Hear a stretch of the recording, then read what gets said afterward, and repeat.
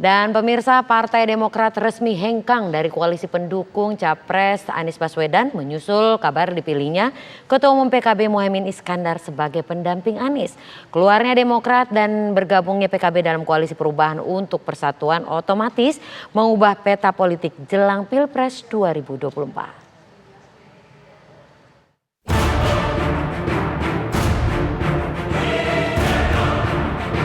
Partai Demokrat resmi mencabut dukungan terhadap Anies Baswedan sebagai bakal calon presiden dalam Pilpres 2024.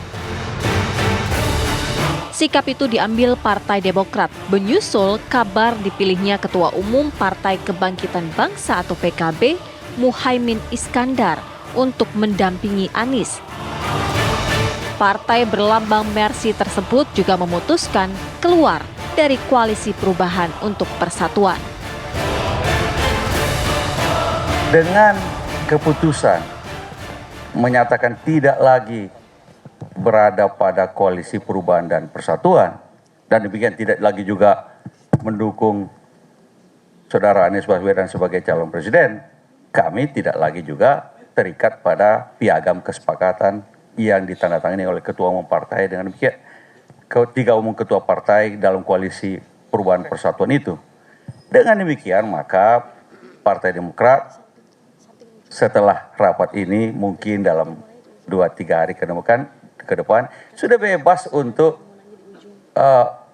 membangun komunikasi dan berkomunikasi dengan partai-partai lain dalam rangka membangun koalisi menuju Pilpres 2024. Pada dasarnya kita menyambut baik kalau ada sinyal-sinyal untuk berkomunikasi dari teman-teman dari partai lain. Sebelumnya, Partai Demokrat menyodorkan Ketua Umumnya Agus Harimurti Yudhoyono (AHY) sebagai pendamping Anies Baswedan.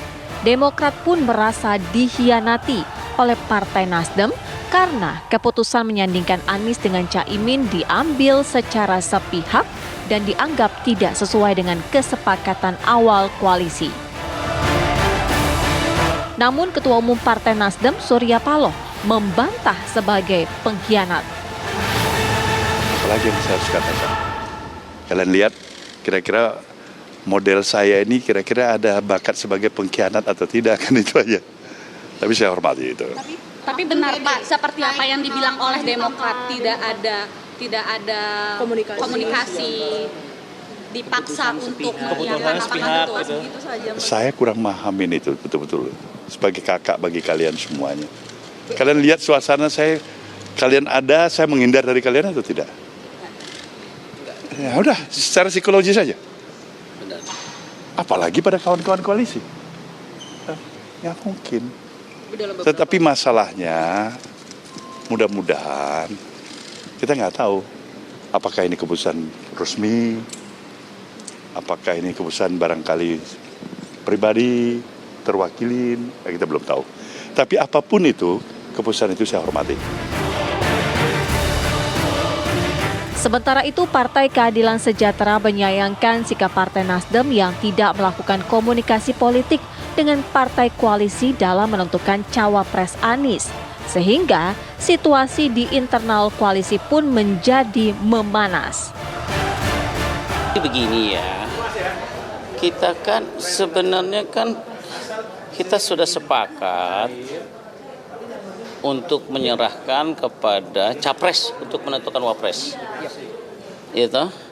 Tetapi yang perlu diingat dalam kesepakatan itu ketika akan memutuskan pentingnya untuk diajak bicara partai-partai koalisi. Nah, ini masalahnya sedikit di sini. Ini yang menimbulkan situasi jadi berbeda. Padahal kalau dibicarakan semua detail, rasanya nggak muncul tuh suasana kayak gini. Oke? Cukup? Tapi kemarin Demokrat nih sempat mengatakan kalau mereka merasa ditinggalkan. Ya itu karena tidak diajak bicara seakan-akan. Padahal Pak Anies sudah ingin datang ke rumahnya, tapi udah kecengklak dengan foto-foto dia silaturahmi ke keluarganya. Keluarga Caimin. Padahal kalau ke Caimin itu sudah 3 pekan yang lalu perencanaannya. Meski begitu, sikap PKS tidak berubah. Sebagaimana keputusan Majelis Syuro ke-8 yang memutuskan bahwa PKS mendukung Anies Baswedan sebagai capres dalam Pilpres 2024. Hengkangnya Partai Demokrat dan bergabungnya PKB dalam koalisi partai pendukung Anies Baswedan tentunya mengubah peta koalisi dalam Pilpres 2024. Koalisi PKB dengan Partai Gerindra yang mengusung Prabowo Subianto pun secara otomatis bubar.